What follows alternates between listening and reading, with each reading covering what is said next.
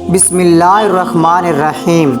अस्सलाम वालेकुम प्यारे दोस्तों, मुहर्रम में काले कपड़े पहनना वाजिब क्यों है?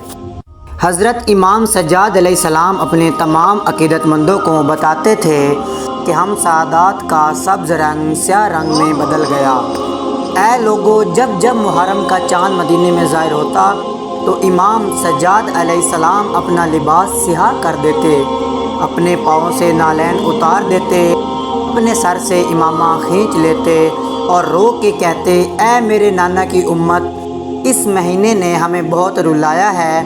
मेरे बाबा को मुझसे छीना है, मेरे भाइयों को भूखा प्यासा कत्ल किया है, मेरी बहनों को बेचादर करके इस महीने में बाज़ारों में फिराया गया। तभी आपकी सुन्नत पर अमल करते हुए क़यामत तक मानने वाले जब जब पहली मुहर्रम आती है तो अपने लिबास को सियाह कर देते हैं और ख़ुसूसन 8 मुहर्रम, 9 मुहर्रम और 10 मुहर्रम को सियाह लिबास पहनते हैं। काला लिबास शौक़ की निशानी है। ये इस बात का ऐलान है, हम दुनिया के रंगों को कुछ दिन इमाम हुसैन के गम के लिए ख़ुद से दूर करते हैं, अपनी ख्वाहिशात से दूर होते हैं और ये कुछ दिन इमाम हुसैन अलैहिस्सलाम के गम में गुजारते हैं।